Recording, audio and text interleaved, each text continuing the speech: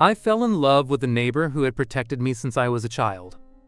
Not only did she put her little feet in my hands every day to warm them up, but she also hid in the corner with me to whisper secrets. But ever since she found out I liked her, she became extremely cold toward me. Not only did she take back all the tenderness she had shown me, but she also frequently subjected me to verbal abuse. In order to make me give up, she actually brought home a man and made me call him brother-in-law. That night, I cried my heart out.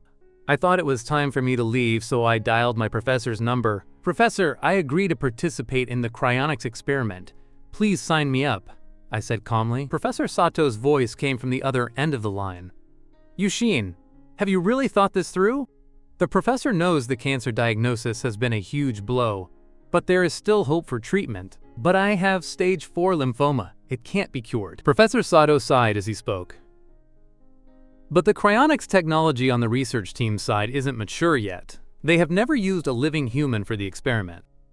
You are very likely to lose your life the moment you are frozen. Think about it again." "Professor, I have already decided." After saying this, I hung up the phone. A few minutes ago, a headline popped up on my phone screen. In the photo, Kaisei and Kyoka were holding hands, and on Kaisei's ring finger was a blue diamond ring. The blue diamond was still emitting a dazzling light through the screen. That light stung my eyes. I bit my lip hard, but I still couldn't hold back the tears streaming down my face. Today is my birthday, but the person I love most gave the ring I designed myself to someone else. "Kyoka, does it have to be this way? Do you hate me that much?" The steaming food slowly went cold, and as I sat at the dining table, my heart grew cold too. At 2:30 in the morning, the tightly closed door finally opened. Kyoka walked in, covered in the chill of the night. "Why aren't you asleep yet?" Upon seeing me, Kyoka's expression grew colder. "Didn't I tell you I was going to be out late tonight with Kaisei?" I lowered my head and remained silent for a long time before saying in a muffled voice, "Happy birthday." Although it was already late, the clock had passed midnight, and today was no longer her birthday. "Yushin, are you trying to be funny?" Kyoka said impatiently. "Kaisei is my boyfriend. It is only natural for him to celebrate my birthday. What are you? We have no blood relationship. At best, I am your half-guardian. Can you please keep your place? There is absolutely no possibility between us. The thoughts in your head just make me feel disgusted." After saying this, she slammed the door and left. Maybe she went to find Kaisei. After all, she had just said he was her boyfriend. I still kept my head down, staring at my feet, and said in an almost inaudible voice, "Kyoka, I'm sorry, it won't happen again. This was the last birthday I could spend with you." The room was so cold I couldn't help but wonder, which is colder, the freezer or this empty room? Since I was little, I was afraid of the cold. In the winter, I would go barefoot holding a plush rabbit to find Kyoka to sleep with. Back then, Kyoka still cared for me. She wouldn't speak coldly to me. Instead, she would smile, pull me onto the bed, tell me stories, and lull me to sleep. Kaisei posted a photo of himself and Kyoka holding hands on Weibo. He was wearing the heart of the mermaid that he had designed, and he high-profiledly announced to everyone, "We are engaged." And at this moment, I received the electronic experiment consent form sent by the Human Cryonics research team. I didn't sign it immediately. I called Kyoka. The call was hung up. I kept calling. After being hung up on 5 times in a row, she finally picked up. "Yushin, what is it now?" Kyoka's impatient voice came from the other side. I pressed my thin lips together and said softly, "I just wanted to congratulate you." Kyoka chuckled. "I hope you mean that from your heart, that you're truly congratulating me." I lowered my eyes and remained silent for a moment before asking, "When is the wedding?" December 12th. The woman's voice was colder than the winter wind. These few short words felt like thousands of arrows piercing my heart. December 12th is my birthday. My parents had both passed away. The old newspaper still had the related report printed on it. Wealthy socialite goes insane, hacks her sleeping husband hundreds of times, then hangs herself, leaving behind only a son. I am that only son. The kind-hearted Kyoka family took me in to look after me. Kyoka was a few years older than me. Perhaps out of pity for my situation, she spoiled me to the heavens. Anything I wanted, even the stars in the sky, she would pick for me. She literally picked them for me. The tragic death of my parents left me with severe psychological trauma. I felt an extreme lack of security. So, on one quiet night, Kyoka took me up to the roof, pointed at the brightest star in the night sky and said, Yushin, do you see that star? I bought it. She handed me the certificate of ownership for the star, then tapped the tip of my nose and said tenderly, "From now on, this star is yours. When I'm not around, this star will watch over you for me." I walked to the window and pulled back the curtains, wanting to see my star one more time, but the sky outside was overcast with dark clouds, and my star was gone. The next morning, the head of the human cryonics research team called and asked me to come over for a physical examination. There's no need for that, is there? My smile was slightly desolate. I'm almost dead. What's the point of a physical? Even if I check 10,000 more times, the cancer cells won't disappear. Mr. Hayashi, we need to determine the freezing method and the optimal freezing time based on your physical condition, the person in charge said. This is also to improve your survival rate. Please cooperate. I had no reason to refuse, so I drove over. After a whole day of trouble, the medical exam finally ended. As I was leaving, the person in charge handed me a large stack of materials. The shape of the ice coffin and where it will be stored in the future can be chosen. Here are the relevant materials. You can take a look. I nodded, thanked the person in charge softly, and hugged the materials as I headed home. The living room light was on. My heart skipped a few beats. Kyoka is back. I was pathetic. After being treated so cruelly by her, I still wanted to see her. Steadying my racing heart, I quickly walked into the living room, only to see Kaisei, who was wearing a bathrobe and exposing his chest. Yushin, you're back, Kaisei greeted me warmly. Have you had dinner yet? Kyoka is busy in the kitchen. What do you want to eat? I'll have her make it for you. His manner and speech were completely those of a man of the house. A sour ache rose in my heart. I shook my head, just about to say I wasn't hungry, when Kyoka came out of the kitchen carrying the cooked dishes. You're just in time, Kyoka said. Kaisei and I are engaged. From today on, Kaisei is the man of this house. From now on, he will be in charge of all matters, big or small. I lowered my head and replied in a muffled voice. I understand. I thought I would make a scene, but I didn't expect to accept it so calmly. A rare flash of surprise passed through Kyoka's deep midnight-like eyes. Don't be so serious, you scared Yushin, Kaisei laughed. Yushin, don't mind her, let's go eat. After saying that, he pulled me toward the dining room. I didn't expect Kaisei to suddenly come over to pull me, so I wasn't careful, and the documents in my hand scattered all over the floor. Kyoka frowned, bent down, picked up a design drawing of an ice coffin from the floor, and asked coldly, "What is this?" Although I was nervous as hell, I tried to keep a calm appearance. I explained nonchalantly, "It's a design drawing for an ice coffin. It's research for my summer homework." The professor left us an assignment before the break to design a product freely. I wanted to design a crystal coffin that could prevent a body from decaying, so I searched for some information online and printed it out for reference. I'm a freshman majoring in design, so this reason is quite reasonable. However, Kyoka's face was still filled with gloom. Are you sick? My parents were also buried by the Kyoka family. On the day of my parents' funeral, I locked myself in the closet again. Kyoka found me but didn't force me to come out. Instead, she opened the closet door and went in to stay with me. Kyoka, is it this dark and cold in a coffin too? I asked with red eyes. I dreamed that my mother asked me to go into the coffin to keep her company. She said she was very cold and scared being alone in the coffin. That was just a dream, Kyoka said. Don't be afraid, you're not going anywhere. I won't allow anyone to take you away from me. I held onto Kyoka's neck and said softly in her ear, as long as Kyoka is there, Yushin won't be afraid even if I am locked in a coffin. It seemed Kyoka definitely remembered this, so she misunderstood.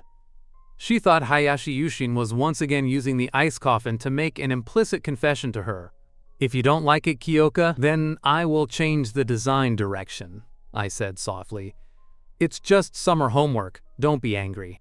Kyoka didn't speak with a cold face. But Kaisei laughed to smooth things over. Change it. Coffins are so ominous. Young people shouldn't be so dark. Be a bit more positive. I picked up all the scattered materials from the floor and, in front of Kyoka, threw them all into the trash can. Only then did Kyoka's expression soften a little. In the middle of the night, after everyone had fallen asleep, I secretly got up again to pick up the materials from the trash can. When I returned to my room, Kaisei was walking out of Kyoka's room in his bathrobe. His chest was full of ambiguous marks and scratches. I didn't need to think to know what he and Kyoka had done in the room. I forced myself to look away and then reminded myself over and over in my heart, "Don't look, don't think.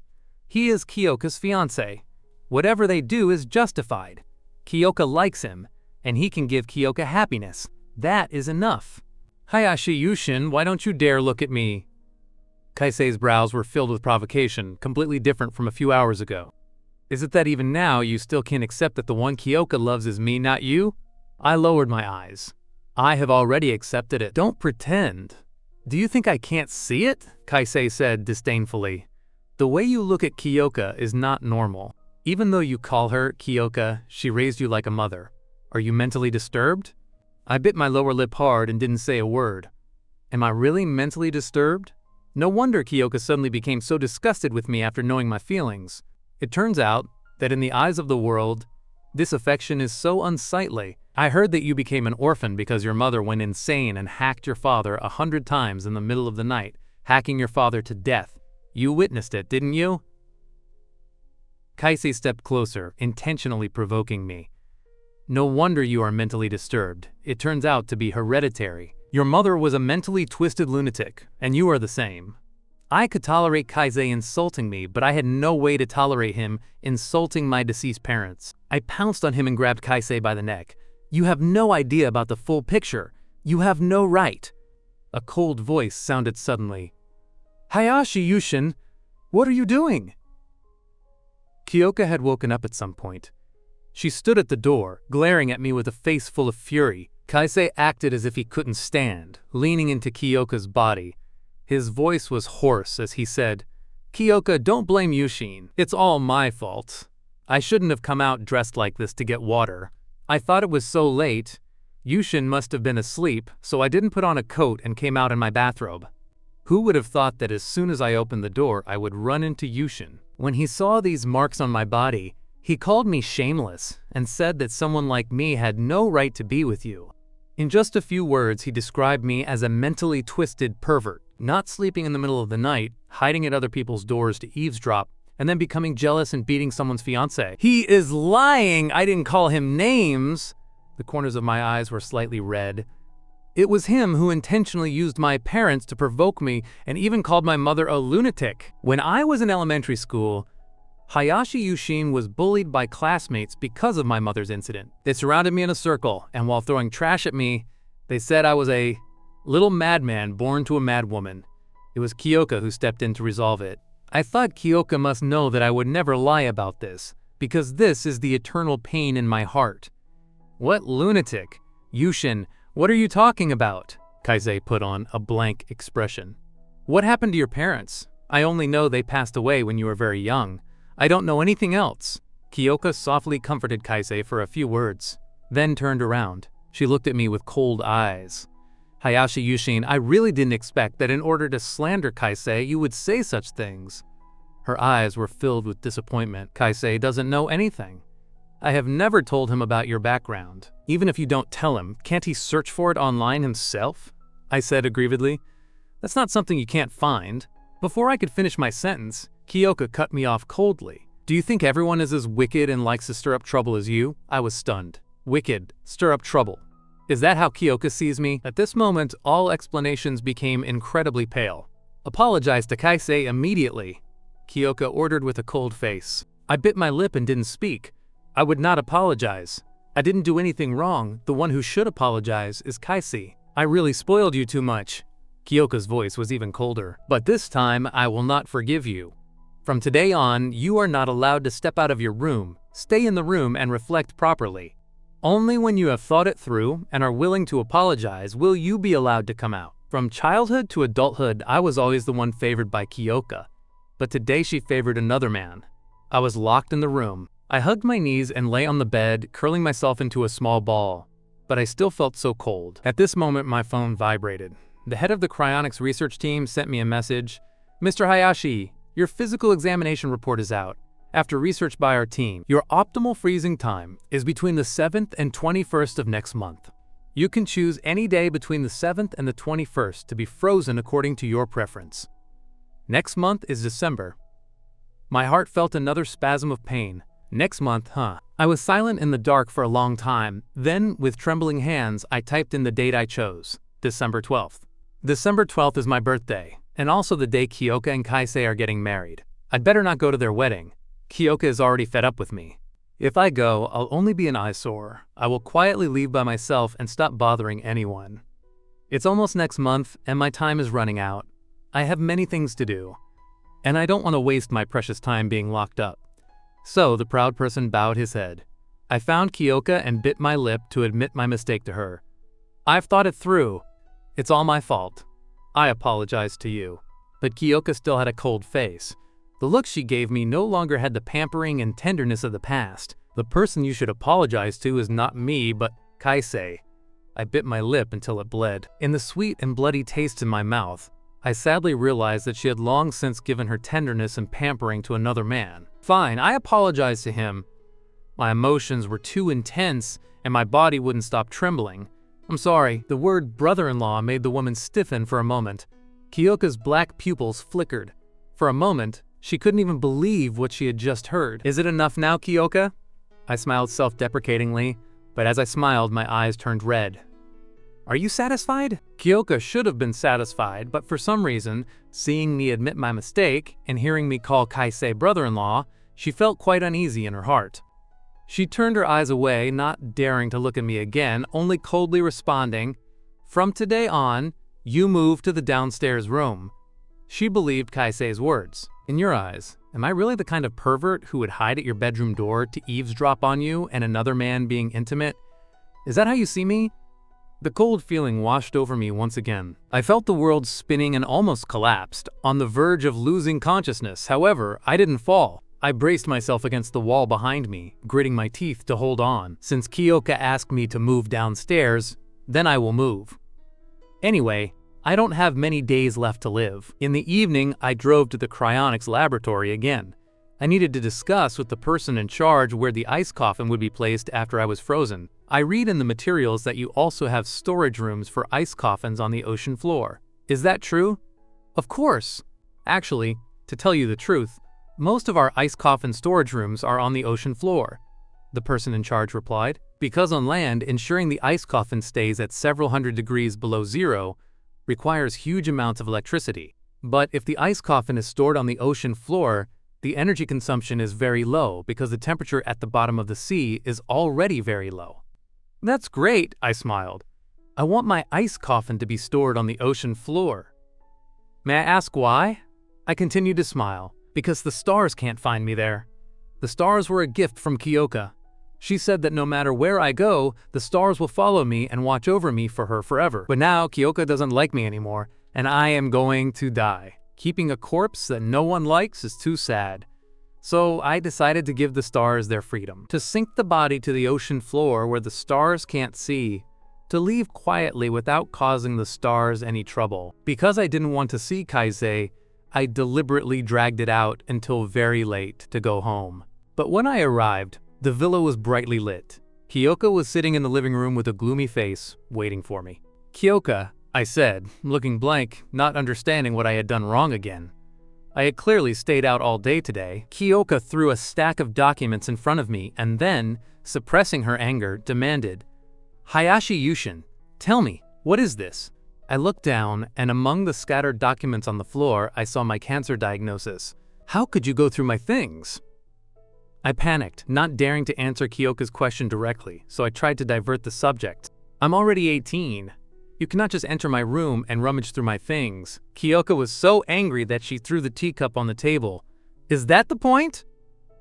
The teacup smashed to the floor with a dull thud, and I trembled in fear. Yushin, you misunderstood Kyoka. In the midst of the tension, Kaisei hypocritically came out to smooth things over. She didn't enter your room. I didn't bring enough clothes to change into. He paused for a few seconds, acting as if he were hiding something, before continuing. I really didn't have anything to wear, so I had no choice but to go into your room to find some old clothes of yours to make do.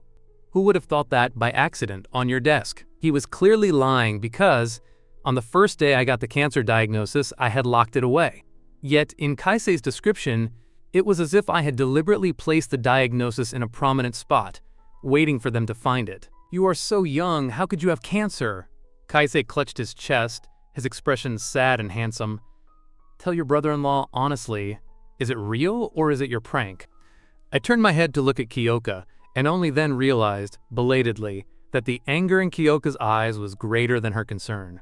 Presumably before I got home, Kaisei had whispered enough into her ear so Kyoka didn't believe I had cancer, only that I was faking it to attract her attention. I thought this was just as well, at least my secret wouldn't be discovered. "It's a prank," I said softly. "I was just messing around with a friend. I didn't expect you to find it."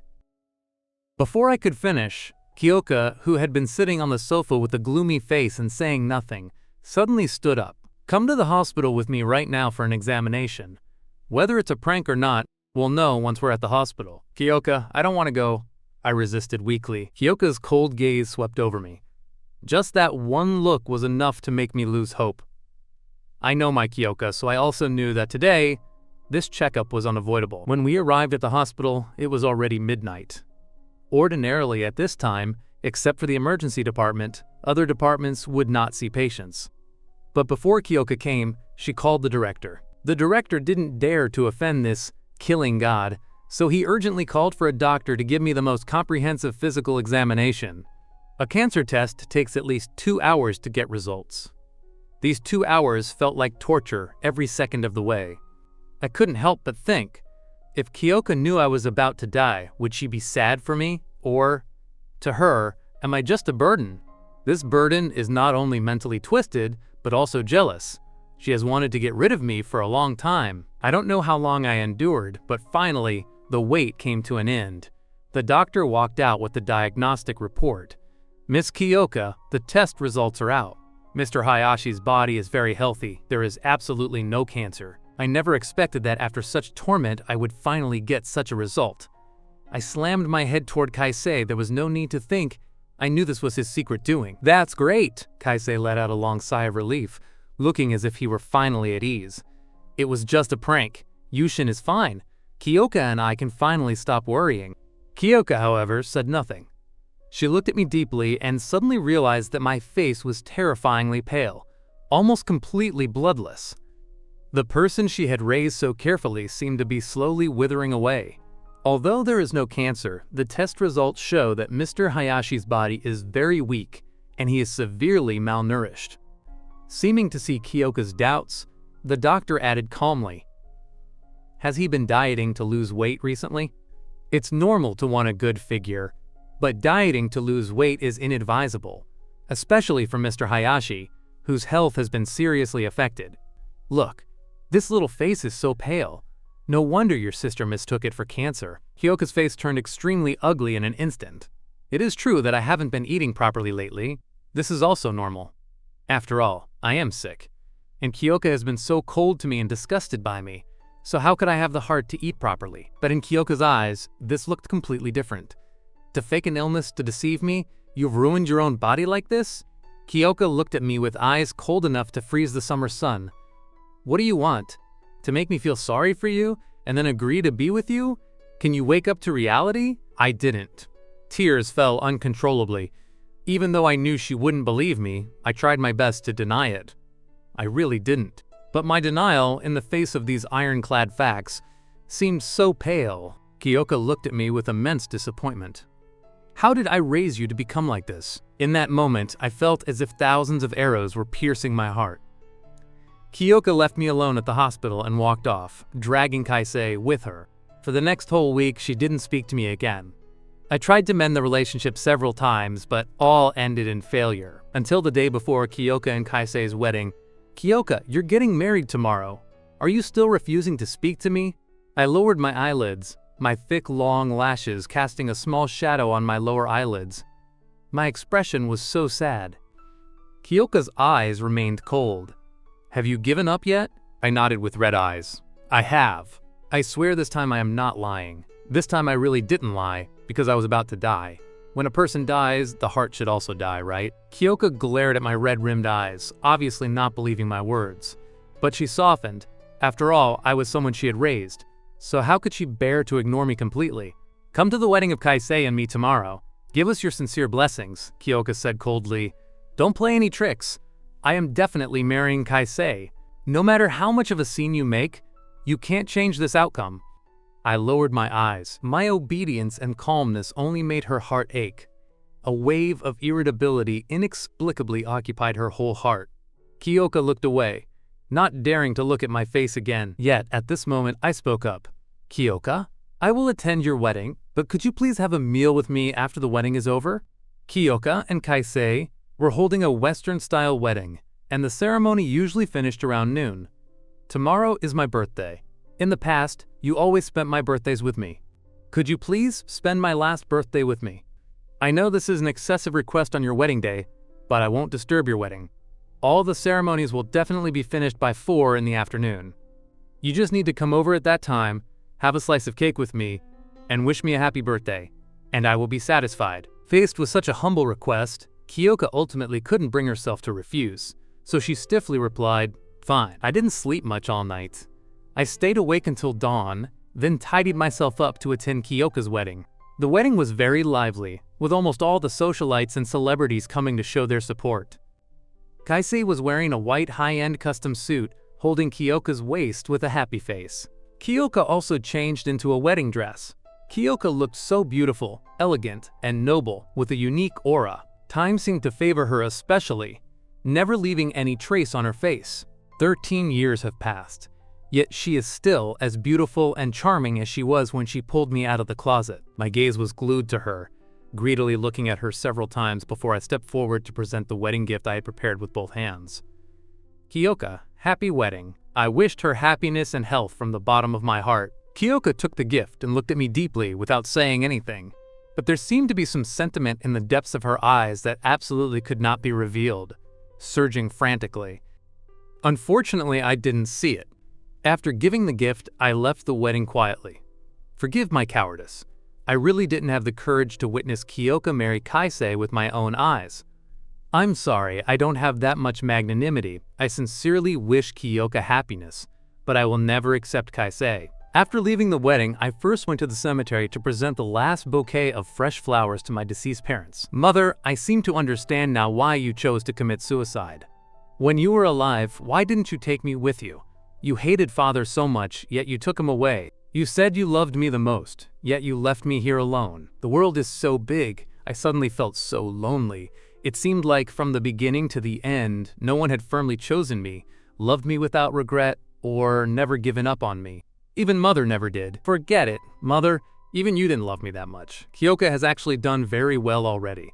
If you have spirits in heaven, don't bless me, bless her." After saying this, I bent down and kissed my parents' tombstone, then turned and left. I went to the restaurant alone and waited patiently for Kyoka to come and spend the last birthday of my life with me. Fireworks were set off in the distant sky. Even from so far away, I could clearly see the words on the fireworks, "Wish Kyoka and Kaisei a happy wedding." Daytime fireworks are truly extravagant. Extravagant but romantic. Kyoka is the kind of woman who would spoil the person she loves to the sky. It's just a pity that the person she loves has never been me. Time ticked by second by second. The direction of the wedding remained very lively. Someone in the restaurant was even passionately discussing how Kaisei's wedding dress was worth hundreds of millions. The diamonds embedded on it were real, and how Kyoka truly spoiled Kaisei, paying a high price to invite the singer Kaisei likes to perform. I listened quietly. The world was so noisy, and I was the only one who was lonely and quiet. Finally, I made it to 3 o'clock. Kyoka should be here soon. 4 o'clock, the agreed time had already arrived. Why was Kyoka still not here? 5 o'clock, the wedding was long over, and no one in the restaurant was discussing the wedding anymore, but I still hadn't waited for Kyoka. My phone suddenly vibrated, a push notification flashed. Kaisei had posted a Weibo. "Wedding over, honeymoon begins. First stop, Provence, leaving now!" Below the text was a photo of 2 stacked plane tickets. The top one was Kaisei's, and the bottom one. There was no need to think about whose it was. The departure time on the tickets was 5:30 p.m. At this moment, I finally understood that Kyoka was not coming. The cake on the table had already started to melt. I picked up the cake and, like a soulless puppet, woodenly fed it into my mouth. Why is the cream salty? It's not delicious at all. I forced myself to finish the whole slice of cake, then paid the bill and turned to leave. Hayashi Yushin, I wish you an unhappy birthday. Hayashi Yushin, I hope you are no longer in pain after you die. This was the birthday wish I gave myself. I drove to the cryonics laboratory. The staff in the laboratory were all in position, just waiting for me. My birthday went uncelebrated, but fortunately, my death had people to see me off, even if they were strangers. I thought for a moment, then took a suicide note out of my bag and handed it to the person in charge of the cryonics lab. If someone comes looking for me, give this note to her. If no one comes looking for me, then just throw it away. It's nothing important anyway. The person in charge accepted the note. I will keep it safe. Then I turned around and walked step by step toward the coffin that belonged to me. I lay in it, just like every time my parents argued when I was a child, I would hide in the closet. The small space of the closet made me feel very safe. The world is too big and too complicated. I can't handle it, so I returned to my closet again. Everything was ready. Start the cooling. Following the command of the person in charge, the cold air struck, and I instantly lost consciousness. Goodbye, Kyoka. Happy wedding. A week later, Kyoka and Kaisei returned to the villa together. The villa was quiet. Kyoka frowned subconsciously, feeling like something was missing. Soon, she realized it was missing my greeting. Every time she returned from a business trip before, I would fly to her and then childishly say, "Kyoka, why did you take so long to come back? I missed you so much." But this time, no one greeted her. Kyoka felt a little displeased, but thinking about how she had indeed stood me up before she left, she forcibly suppressed this nameless anger. "Yushin?" she called out, wanting to call me out. She had brought me a gift from this business trip to make up for it. However, the villa remained silent and no one responded. "Why is this child not making a sound?" Kaisei asked with a smile. "He wouldn't still be mad at you, would he?" But the situation was urgent that day, and you didn't even finish our wedding before you had to rush off to Europe. After that, I was afraid your assistant wouldn't explain it clearly, so I personally went to find Yushin and explained the situation to him. Kaisei deliberately only said half of it. As for the rest, he let Kyoka fill in the blanks herself. Kyoka's anger was indeed ignited instantly. I really have spoiled him to the point of being lawless. All right. After all, it was Yushin's birthday that day, so it's normal for him to have a little temper when you stood him up. Kaisei walked to Kyoka's side and persuaded softly. "I'll give Yushin a call and bring him back. Don't be angry. We're all family, and harmony brings wealth." On the surface, Kaisei was speaking for me, but in reality, he was using his own understanding to highlight my unreasonableness. After all, for the sake of work, Kyoka had thrown him, the groom, alone at the wedding venue, and he hadn't made a fuss, still gently telling Kyoka to take care of her health and not to be too tired over the phone. Meanwhile, I had only been stood up on my birthday and had already started to act out. Comparing the two, it was self-evident where Kyoka's heart would lean. Kaisei took out his phone and made a show of dialing my number. Then he let out a strange sound. Kaisei looked blank. Did I dial it wrong? Why did customer service tell me this is an empty number? I have Yushin's number saved. It clearly worked before. Why did it suddenly become an empty number? A sense of foreboding suddenly rose in Kyoka's heart. She quickly took out her phone and dialed my number. However, the next second, she, like Kaisei, heard the emotionless voice of the electronic customer service. "The number you have dialed is an empty number." I have only ever had one phone number, and now this number had become an empty number. Kaisei seemed to realize something. He appeared worried on the surface, but secretly fanned the flames.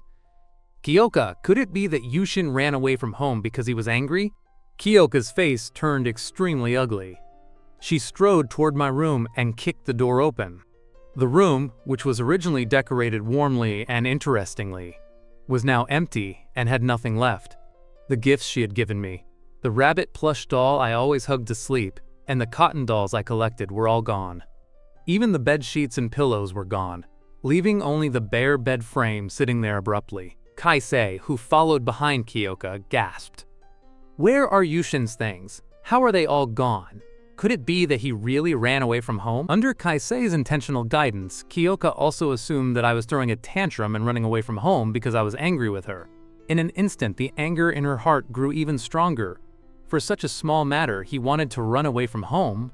How dare he? Seeing Kyoka so angry, Kaisei felt a wave of secret joy, but on the surface, he pretended to be very worried about Hayashi Yushin, furrowing his brows and saying with worry, "Yushin, this child, why is he so impulsive? Yushin shouldn't have gone far yet.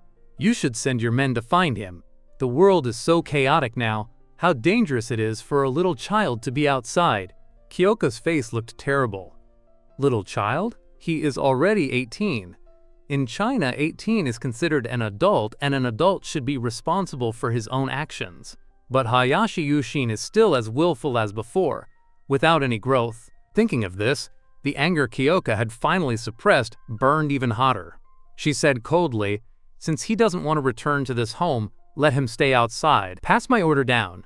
No one is allowed to look for him." A single sentence made Kaisei ecstatic. He had finally driven Hayashi Yushin, that obstructive nuisance, away. He was only one step away from becoming the legitimate Mr. Kyoka. However, no matter how harsh her words were, Kyoka's heart softened in the end. After all, he was someone she had raised with her own hands, pampered and cared for since he was little, fearing he would suffer the slightest grievance. Now, the little Rose was indeed a bit spoiled and lawless, but as his guardian, she couldn't truly abandon him. Taking a step back, if anything were to happen to him out there, Kyoka knew she would regret it for the rest of her life. So, the day after she had made those harsh threats, she secretly sent her men to look for Hayashi Yushin.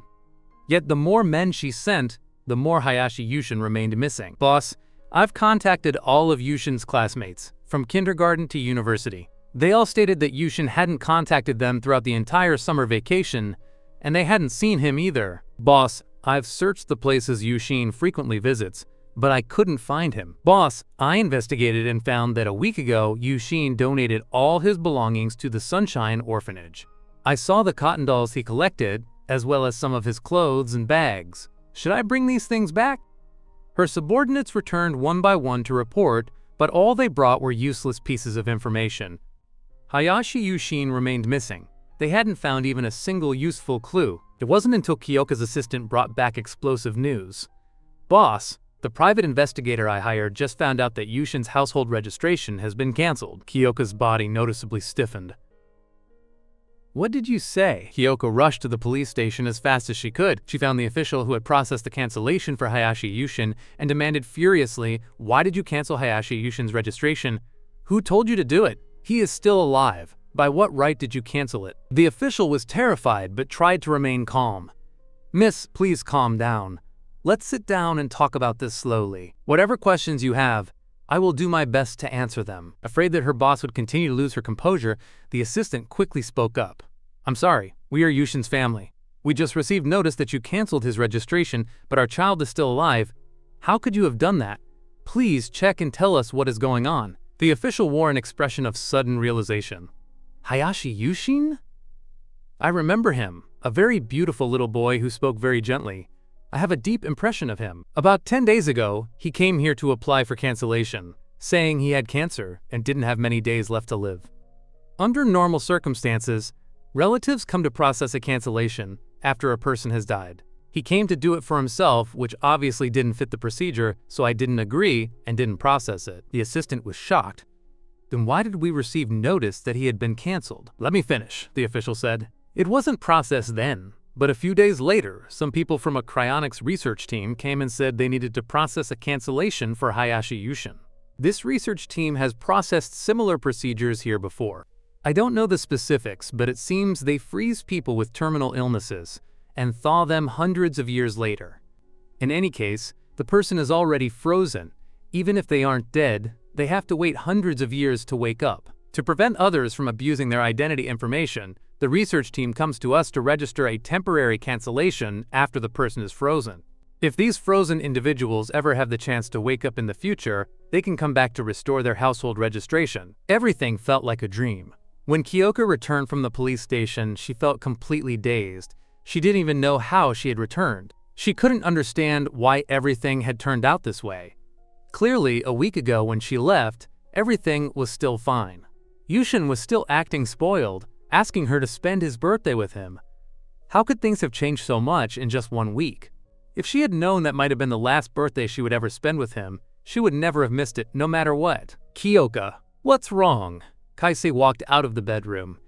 He was wearing a black bathrobe and came to Kyoka's side. "You look terrible. Are you still worried about Yushin? Didn't you say that Yushin is already 18, an adult, and we shouldn't treat him like a child anymore? So don't worry, maybe he just had some anger in his heart and went out on a trip with friends to clear his mind." As Kaisei spoke, He reached out and grabbed Kyoka's neck. Hayashi Yushin, that nuisance, was gone. Now he was only one step away from sitting firmly in the position of the man of the house. And that last step was to have an intimate relationship with Kyoka. He wanted to take advantage of the time Yushin was away from home to completely win Kyoka over and make her his. With this thought in mind, Kaisei tried to soothe Kyoka while drawing closer to her. "You are too tense. Let me help you relax." As he said this, he reached out to touch her. However, before his hand could touch what he had been dreaming of, Kyoka suddenly reached out and grabbed his neck. Kaisei was instantly choked, unable to breathe. He struggled with difficulty. Kyoka let go, but Kyoka had no intention of letting go. On the contrary, she silently increased the force in her hands. Yushin had cancer. The woman's gaze was colder than the wind and snow of deep winter. But why, that night when I took him to the hospital for a checkup, did the doctor say Yushin was fine? Kaisei's face changed visibly, his eyes betraying a hint of guilt. Although he quickly regained his composure and feigned calmness to defend himself, "I don't know. I don't even know that, doctor. Perhaps the examination was wrong." It was a pity that this exquisite acting could no longer deceive Kyoka. "Is that so?" Kyoka's eyes were filled with malice. Her gaze slowly slid over Kaisei's skin like a blade. "Then why did my subordinates just find out that the doctor who examined Yushin was your own half-brother?" Kaisei's face turned pale as a sheet. He never imagined that Kyoka would have investigated even this far. Kaisei was an illegitimate child. That night, the hospital Kyoka took Yushin to was actually owned by Kaisei's father. However, his father had never acknowledged him as his son, and the outside world didn't know about this connection. When Kyoka had Kaisei pose as her partner, she had investigated him. But it was a simple investigation and not very deep, so she hadn't known about this connection to the hospital. Now she finally knew, but it was too late. Seeing that the matter had been exposed, Kaisei stopped resisting. He knelt on the ground. "Kyoka, I was wrong, but you must believe me. I never wanted to harm Yushin. All of this was actually my father's idea. He wanted to use me to establish a relationship with you, so he forced me to set up this scheme to frame Yushin. At first, I disagreed. I kept trying to persuade my father not to do it, but he told me that Yushin's feelings for you were the feelings of a man for a woman. My father also said that if you knew Yushin had cancer, you would definitely feel sorry for him and agree to be with him. That way, I would have no chance at all. Kyoka, I did do something wrong, but it's all because I love you too much. During the time we've been together, I've fallen madly in love with you. I don't want our relationship to be just a simple act. I want to stay by your side as your man." As he spoke, Kaisei lunged toward Kyoka. "I love you. I want you. I love you. I truly love you. As long as I can stay by your side, I'm willing to do anything." However, Kaisei's desperate madness was met with a merciless kick from Kyoka. Filled with disgust, Kyoka kicked the lunging Kaisei away. "Kaisei, don't bother trying to defend yourself, because whatever you say is meaningless now. Whether it was your idea or your father's, it doesn't matter. From today on, your father will no longer be the director of St. Mary's Hospital, and your half-brother will also be stripped of his medical license. You won't get a single cent, and I promise you that as long as I am alive, your family will never find a decent job in this country." Kyoka knew very well that Kaisei didn't love her at all. He only loved her wealth and status. He didn't want to be an obscure, ordinary person. He wanted to fly onto a branch and become a phoenix. He wanted to be a kept man in a wealthy family. He wanted to enjoy everything the rich could enjoy. For a man as vain as him, the best punishment wasn't to kill him, but to keep him destitute for the rest of his life, forever at the bottom of society, never able to get what he wanted. Sure enough, after hearing Kyoka's words, Kaisei collapsed on the floor, his face filled with despair. "Kyoka, do you think I was the one who drove Hayashi Yushin away? No, at most I just added fuel to the fire. The person who truly drove him away was you." Driven to absolute despair, Kaisei completely lost his reason. He pointed at Kyoka and cursed loudly. "I am just an irrelevant person. Hayashi Yushin didn't care at all what I said or did. Even if I had held a megaphone every day and yelled into his ear, 'Kyoka doesn't love you, she hates you. Get lost, stop being annoying,' it wouldn't have mattered. He wouldn't have been hurt nor would he have run away from home. What truly hurt him and made him despair were your actions. You deliberately treated him coldly, paid me to provoke him, and even held an unprecedentedly grand wedding for me. Kyoka, you will regret this. You say you don't love Hayashi Yushin, but in fact you already fell in love with him long ago, right? You were just afraid to admit it because of your status. Kyoka, you actually fell in love with a younger brother many years your junior. You're not only mentally twisted, you're also a coward. Hayashi Yushin loved you and had the courage to say it, but you only dared to love him secretly in your heart. You didn't even have the courage to say it out loud, and you did so many absurd things that you drove away the man you loved who was about to die. Kyoka, you are a complete fool, the biggest fool in the world. Listening to Kaisei's crazed laughter, Kyoka should have been furious, but she wasn't, because Kaisei was right. She was indeed the world's biggest fool. When she found out Yushin loved her, her first reaction hadn't been anger, but joy, because she had already fallen for him as well. But it was impossible for them. She was many years older than him. How could they be together? His attachment to her was understandable. He was still a child, but she wasn't. She was an adult. She was so much older than him, so of course she had to be more rational. She couldn't be as lost and irrational as him. She had to suppress herself and then, with a hard heart, do the right thing. She had to cruelly stifle this emotion right as it was starting to bud. So after the joy, she turned cold and scolded him severely, then found Kaisei to pose as her boyfriend to completely cut off Yushin's feelings for her. She thought she was doing the right thing. As an elder, she had to be calm and restrained. No matter how deeply she loved, she couldn't easily reveal it. And as his guardian, she also had the responsibility to guide Yushin onto the right path. But why, even though she had clearly done the right thing, did it end in this result? On the day of her new marriage, the person she loved most was lost in the ocean. The pain rolled over her like a collapsing levee. Kyoka clutched her heart. In so much pain she couldn't even breathe. What kind of desperate mood must Yushin have been in when he hid inside that ice coffin, who was clearly the one most afraid of the dark and the cold since he was a child? When she first brought him to the Kyoka family, he would come to find her to sleep with him every night, holding his toy rabbit. He would say in an incredibly childish, milky voice, "Kyoka's body is like a big furnace, so warm. With Kyoka here, Yushin will never feel cold again." But in the end, he chose the coldest ice coffin in the world. Why? Because he was heartbroken by her? Because he could no longer feel any temperature in this world, and so he preferred to lie in an ice coffin and freeze his entire world? Is that it, Yushin? Kyoka didn't know the answer. She only knew that at this moment, she missed Yushin so much she was going crazy.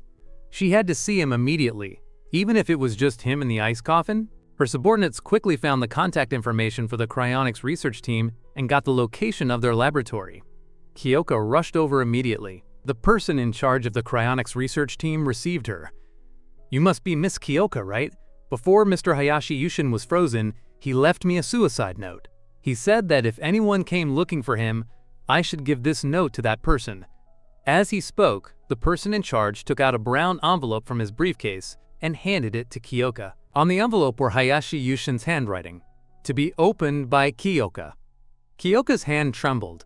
She took the envelope, her breathing becoming painful. "So Yushin, you knew I would come here to find you?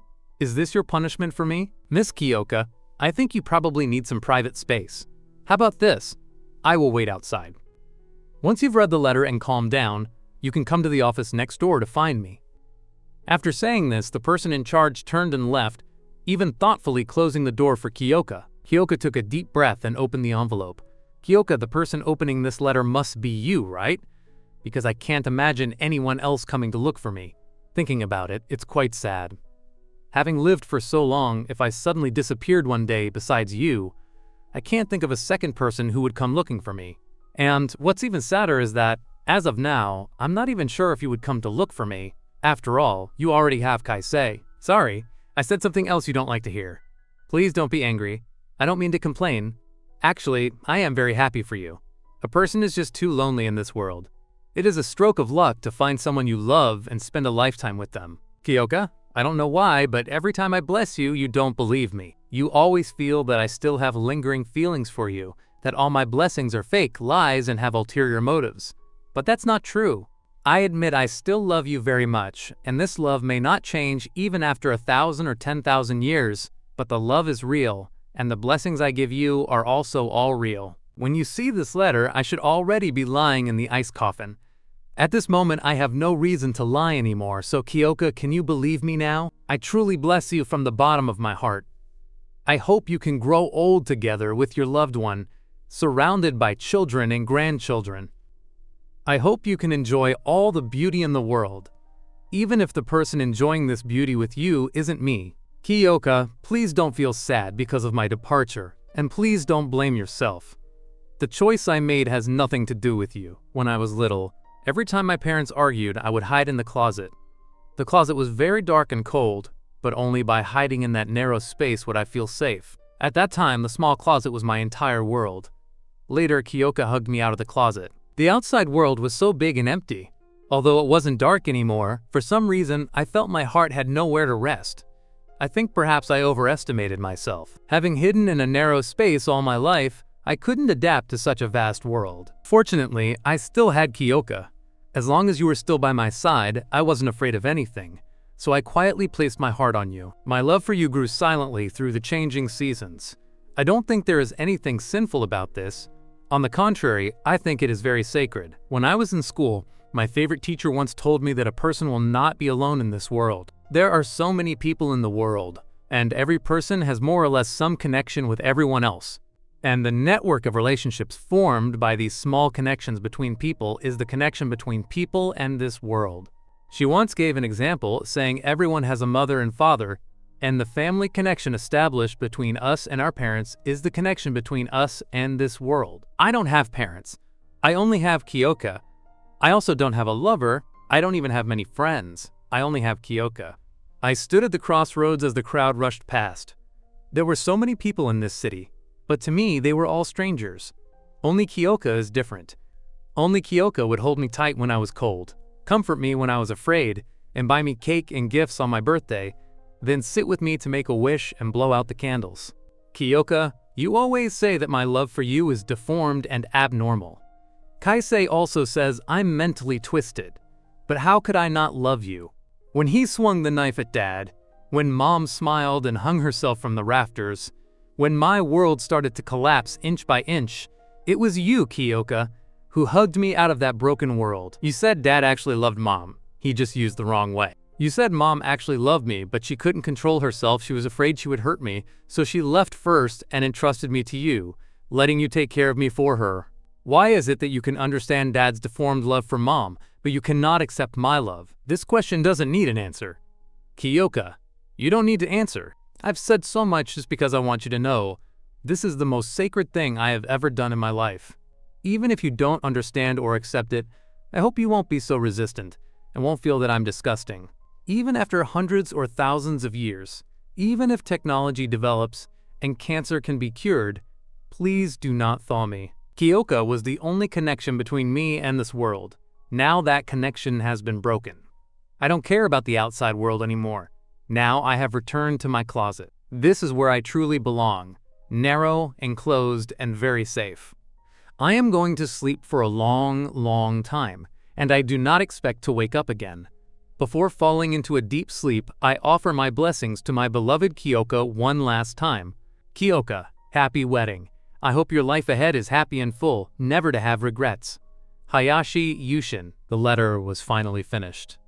A tear dropped silently onto the stationery, wetting the surface. Kyoka came back to her senses and realized she was already covered in tears. Happy and full, never to have regrets. Gazing at the last line of Yushin's blessings, she was both laughing and crying as if possessed. You are gone, how can I be happy and full? Did you know that everything you saw before you died was fake? It was Kyoka lying to you. A single departure has filled both of our lives with regrets. After a long time, Kyoka finally walked out of the room. The moment she stepped out, she even had a feeling of having been in another world. Miss Kyoka, our cryonics of Mr. Hayashi Yushin, was completely legal and compliant. Here's the relevant documentation. Hayashi Yushin personally signed everywhere he needed to. Additionally, I want to say that please don't view this as a departure, because Hayashi Yushin did not die. The freezing was completed in an instant. I can assure you that every cell in his body did not suffer any damage. After the freezing ended, we monitored his vital signs in an all-around way at the first opportunity. The monitoring results show that all of Mr. Hayashi Yushin's vital signs are kept in the best state. His life has not terminated. He has only been frozen on the day of December 12th. Hearing the date December 12th, Kyoka's heart trembled once more. Yushin had actually chosen to be frozen on this day. This day was his birthday. It was his birthday. But what had she done on this day? She had held an unprecedentedly grand wedding for Kaisei on this day. She had stood Yushin up on this day and hadn't even been able to accompany him through his last birthday. At this moment, Kyoka uncontrollably recalled the scene where Hayashi Yushin had begged her to accompany him on his birthday. "Tomorrow is my birthday. In the past, you always accompanied me on my birthday. Could you please accompany me for the last birthday? I know this request is excessive on your wedding day, but I won't disturb your wedding. By 4 p.m., all the ceremonies of the wedding will definitely have been completed. You just need to come over at that time, have a bite of cake with me, and wish me a happy birthday, and I will be satisfied." It was actually someone very easy to satisfy. He had never asked her for anything, and the only time he had asked her, it was just to have her accompany him to eat a bite of cake and say a happy birthday to him. That would have been enough. But even this simple request she hadn't been able to fulfill. It was as if a knife were repeatedly twisting through her heart in the most painful way. Kyoka clutched her heart in agony. Although we haven't mastered perfect thawing technology yet, technology is always developing. I believe that in a few years, we will be able to thaw him without damaging Hayashi Yushin's body, the person in charge continued. And perhaps by then, cancer will also be curable. At that point, not only will Mr. Hayashi Yushin be successfully thawed, but his cancer could also be easily cured. It's the best of both worlds. Isn't that much better than enduring painful chemotherapy? Hearing this, Kyoka lifted her head abruptly.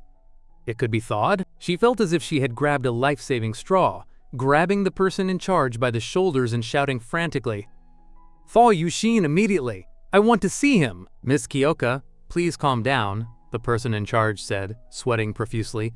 "I understand how you feel, but you misunderstood me. The thawing I just mentioned doesn't mean right now, but many years in the future.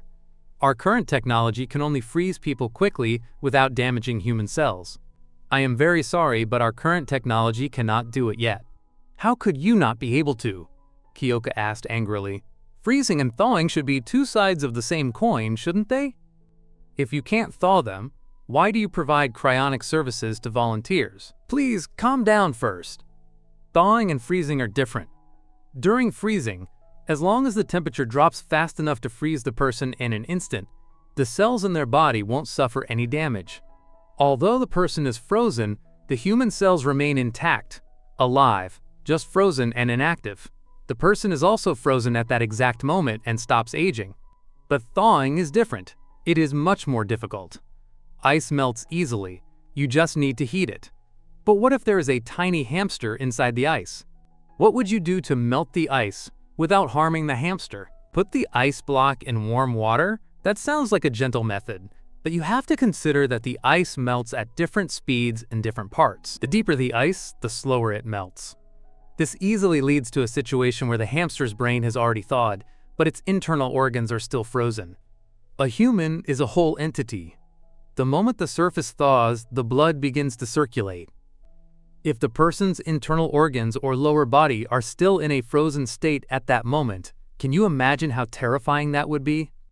If the blood flows to the organs but can't get in, blood circulation stops, can the person survive? The difficulty of thawing lies in how to thaw every cell in the human body in an instant. Current technology cannot do this, but Miss Kyoka, I assure you that every member of our staff is working hard, studying diligently, and seeking the most perfect thawing method. I believe that in the not-too-distant future, we will certainly overcome these technical difficulties and safely wake all the frozen people. Having said this, the person in charge paused slightly. He adjusted the gold-rimmed glasses on his face and said with a bitter smile, "And taking a step back, what use would it be to thaw Mr. Hayashi Yushin now? He is in the late stages of adenocarcinoma, and current medical standards have no way to cure him. Even if you woke him up, you would only be able to watch him suffer in pain." These words suddenly woke Kyoka up. That was true. What use was it to wake Yushin up now? Yushin was sick with an incurable disease. Even with her endless wealth, she couldn't cure him. But she longed to see him one more time. She wanted to tell him in person that everything he saw before being frozen was fake, that she was lying to him. She hadn't married Kaisei, and she didn't love Kaisei. From beginning to end, the boy she held in her heart was always him. Her world, in fact, only contained him. Where is Yushin now? After a long silence, Kyoka asked in a hoarse voice, "I want to see him." Hayashi Yushin's ice coffin was placed in the deep sea. The person in charge told Kyoka that their cryonics research team had only built an ice coffin storage room in the deep sea, not an experimental base, and the storage room only held the coffins and could not accommodate living people. Miss Kyoka, as you must know, the seabed is different from the surface. The temperature is low and the pressure is high. Building an experimental base on the seabed costs a lot of money. I don't mean to make you laugh, but our research team's budget has always been very tight. We only built a storage room, not a base. To protect the coffins from seawater corrosion, the storage room is airtight, and even the air inside has been evacuated, as the oxygen could cause the coffin materials to oxidize, so it is impossible for a person to enter. If you insist on seeing Mr. Hayashi Yushin, we can use machinery to transport his coffin back to the shore, provided you pay a transport fee. For Kyoka, anything that could be solved with money was not an issue. She immediately paid 3 times the transport fee and demanded the team transport Yushin's coffin to the shore as quickly as possible. Even so, it would take 2 days.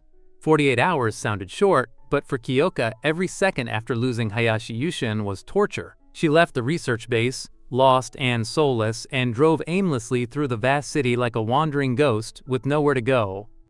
She didn't want to go home because there was no one waiting for her there anymore. She parked the car on the side of the road and walked to the busy crossroads. She stood in the middle of the intersection, watching the crowds pass by, finally understanding the line Hayashi Yushin had written in his suicide note. I stood at the crossroads as the crowd rushed past. The crowd rushed past. There were so many people in this city, but to me they were all strangers. Only Kyoka is different. Kyoka is the only connection I have with this world, and yet, she had personally severed that connection when he was sick with cancer and needed her companionship and protection the most. Yushin said in his note that none of this was her fault, but how could it not be? She was the one who had cut his only connection to the world and pushed him into a desperate, cold abyss. She should have protected him. Her heart was twisted and torn. Kyoka clutched her chest and slowly crouched down. "Are you all right?" a kind stranger asked. Kyoka smiled bitterly and shook her head, saying nothing. She was not all right. On December 12th, she had lost the person she loved most. In a daze, Kyoka arrived at a park. She sat on a bench, staring listlessly at the white pigeons circling the park's stone monument. Watching the pigeons circle, she remembered taking Yushin there to feed them when he was little. The little one was timid. At first, he didn't dare to make a sound, hiding behind her and clutching her leg to sneak a peek at the pigeons. It wasn't until she took his hand and let him touch a gentle white pigeon that he gathered the courage to chase the birds around, clutching the feed. Yushin had laughed so happily back then. Just as she was lost in memories, a clear male voice suddenly spoke up. "Miss, could I bother you for a minute?" Kyoka regained her focus, her cold eyes fixed on the young man. The young man looked to be about 20 years old. He wasn't particularly handsome, but he looked vibrant. He was wearing a black tracksuit and holding a massive book that looked like a yearbook, along with a simple carbon pen. "Miss, I am pursuing my sister." The young man blushed and said, "Not my biological sister, but the sister next door. I come from a single-parent family. My mother passed away when I was very small, and my father was too busy making money to look after me. The sister next door saw how pitiful I was, and would often call me over to eat, tutor me, celebrate my birthday, and buy me new clothes. She is also very beautiful. I like her so much. My biggest dream as a child was to grow up quickly, confess to her, date her, and marry her." When the youth spoke of the sister next door, his eyes lit up as if a light had turned on in the dark night. His entire life had been illuminated by her. I waited for a long time, finally reaching adulthood, but when I confessed to her with high hopes, she rejected me. At this point, the light in the youth's eyes dimmed. She said she is 12 years older than me. If we were together, people would gossip. I won't accept it. I don't think age is an issue. True love can overcome everything. and I want to prove to her that modern people have open minds. An age gap relationship is nothing. As long as we are brave enough to take that step, we will surely have a happy ending. I'm collecting opinions from people. Miss, could you spare a few minutes to write down your thoughts on age gap relationships in this collection book? I want to show her that although some small-minded people might gossip, in reality, there are many more people in this world who understand and support us. The young man's words made Kyoka's heart ache once more. This passionate youth running for love looked exactly like Hayashi Yushin, who had gathered the courage to confess to her a few months ago. "You don't look very old," Kyoka asked. "I am," the youth said. "I'm 21. 21.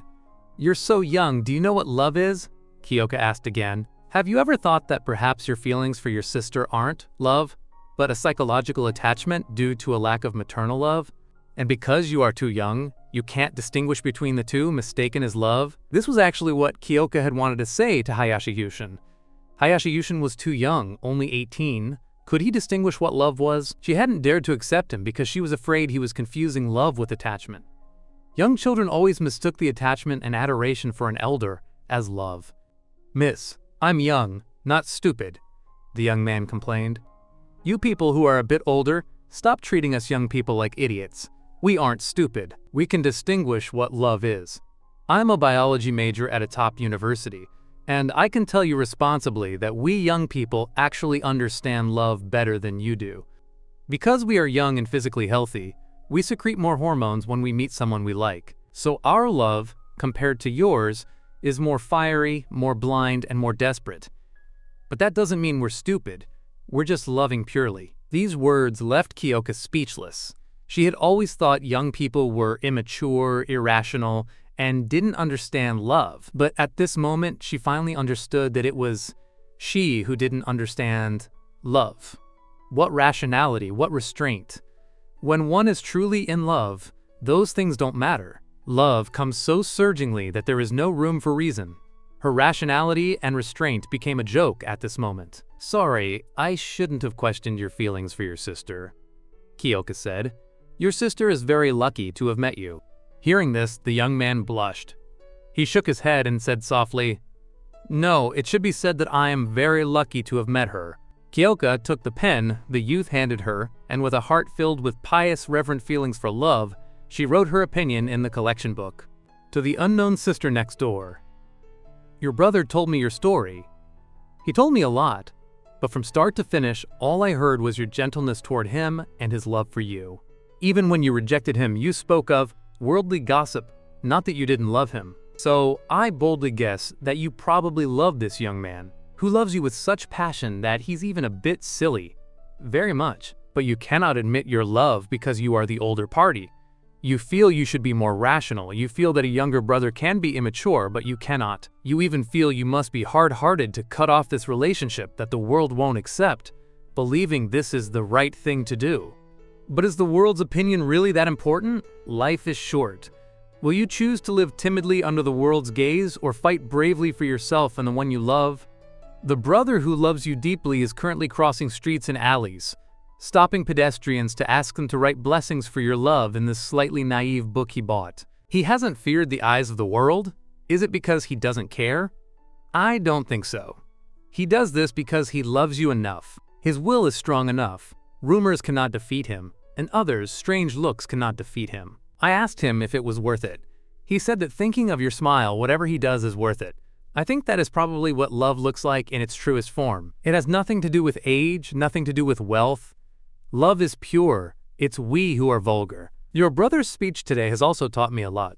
If you accept him, I sincerely bless you both to grow old together, love each other for a lifetime, and never be disturbed by rumors. After writing, Kyoka returned the book to the youth. Seeing that she had written so much, the young man was moved. Miss, you wrote so well. My sister will definitely be very touched when she sees this. Kyoka smiled. Thank you, too.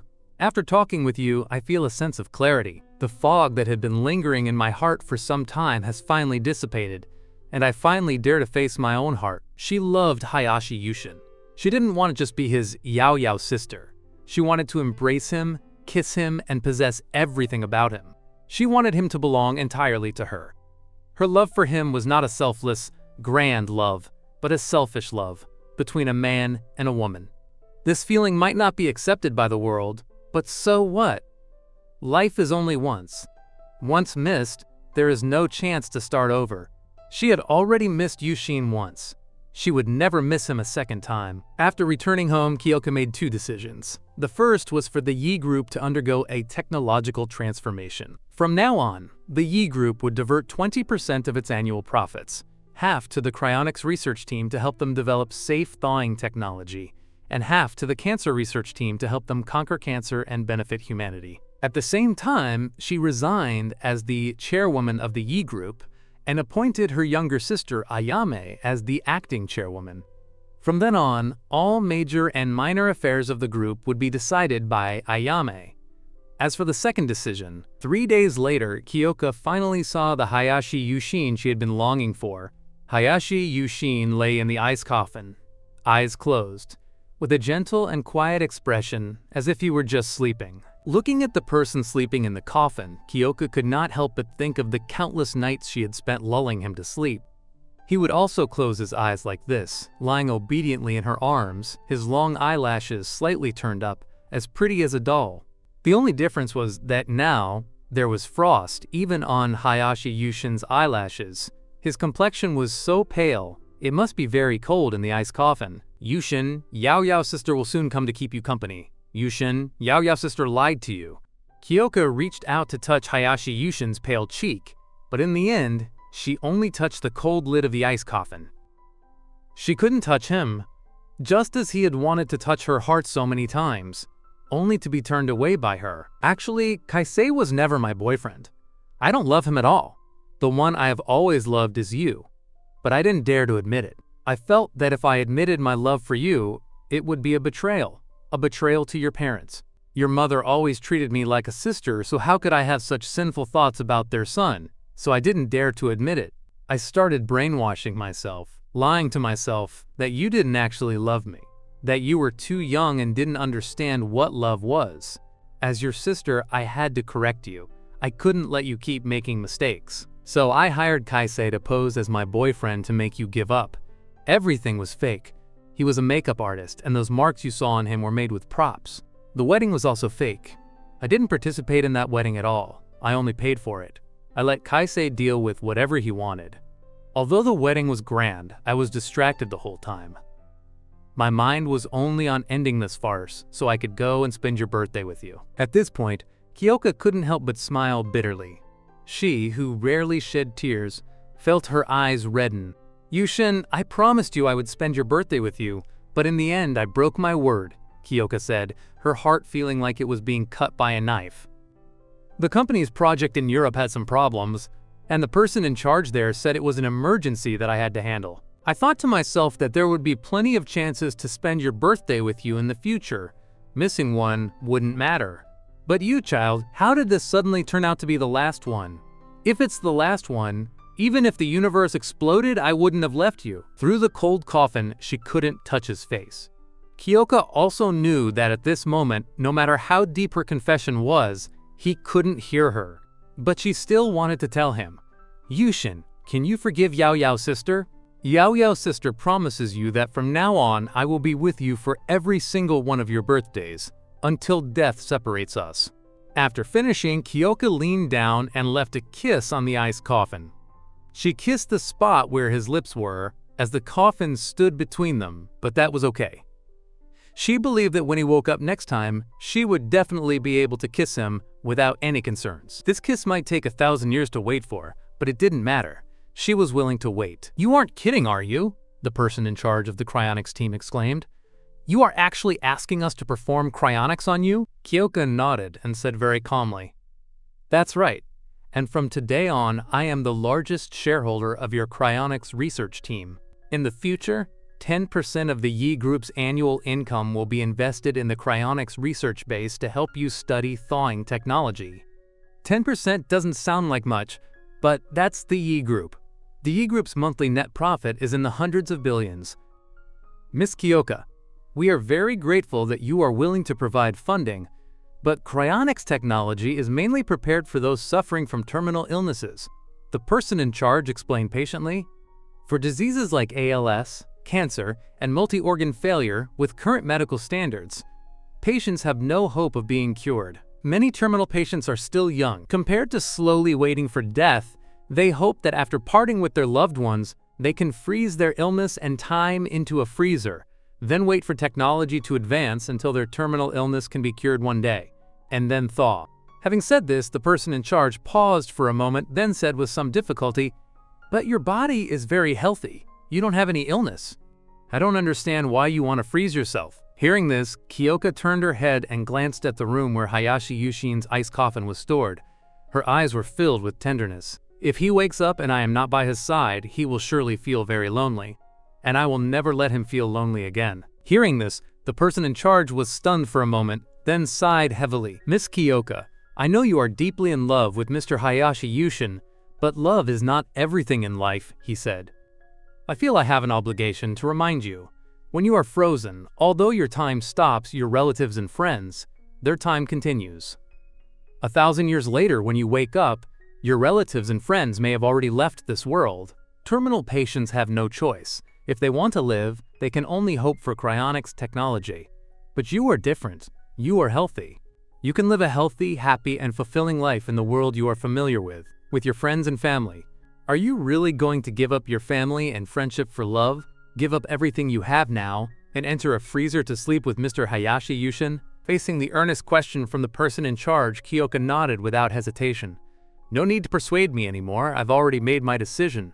She knew that the future world would be completely foreign, but precisely because of that, she was even more determined to freeze herself to sleep with her little boy. That way, when her little boy wakes up, he won't be afraid. He said she was his only connection to this world. Since that is the case, then of course, she must accompany him through the millions of years of frozen time to the future.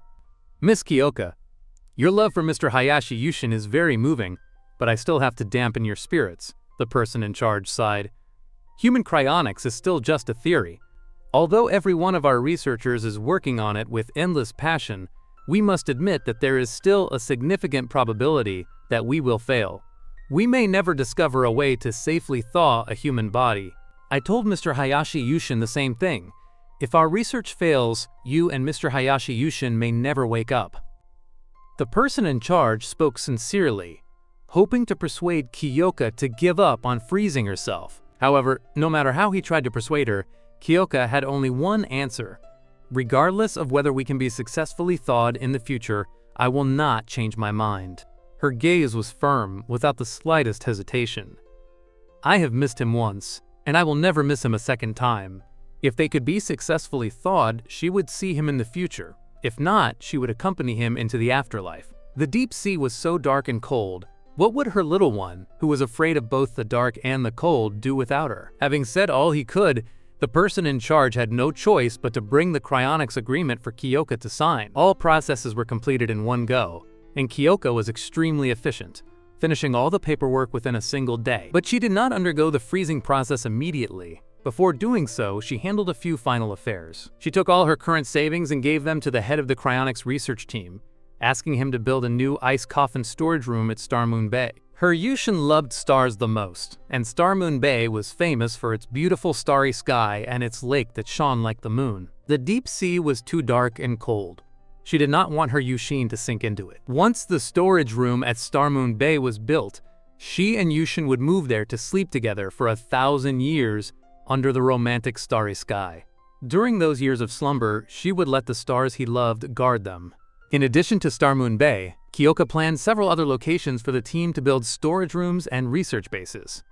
After finishing the planning, Kyoka lay down in the ice coffin. As the countdown to freezing echoed in her ears, Kyoka closed her eyes. She felt no fear at all. All she could think of was, "Yushin, Yao Yao's sister is coming to be with you." The cooling process began. As the person in charge gave the order, an endless chill swept over her. Kyoka lost consciousness while immersed in her endless love for Hayashi Yushin. After a moment, the freezing was complete. The lives of both Kyoka and Hayashi Yushin were paused by the frost. However, the time of others continued. As the saying goes, time flies. In the blink of an eye, 50 years passed. A great thinker once said that human technology does not develop at a constant speed, but rather like an explosion. It advances rapidly in a short period and then stagnates. Humanity took thousands of years to move from ancient times to the modern era, but modern high-tech is not the result of thousands of years of sedimentation. It is an explosion that occurred within a few decades. Humanity has only lived in a modern society for about 100 years, and the development of thawing and medical technology was much faster than Kyoka had anticipated. Because of massive financial support, the cryonics research team developed perfect thawing technology in less than 10 years. But at that time, pancreatic cancer had not yet been conquered, so the person in charge did not wake Kyoka and Hayashi Yushin. 50 years later, thanks to the efforts of tens of thousands of researchers and doctors, pancreatic cancer could finally be cured. The time to awaken them had finally arrived. The person who had been in charge of freezing them 50 years ago was now 89 years old. Although he had retired over 20 years ago, he came to the research base on the day of their thawing, wanting to see with his own eyes the reunion of these lovers after 50 years. In addition to the former person in charge, there was another mysterious guest at the base waiting for their reunion. The countdown to thawing began, and a cold electronic voice echoed. Everyone's heart tightened. I heard that the one we are thawing today is the main shareholder of our cryonics base.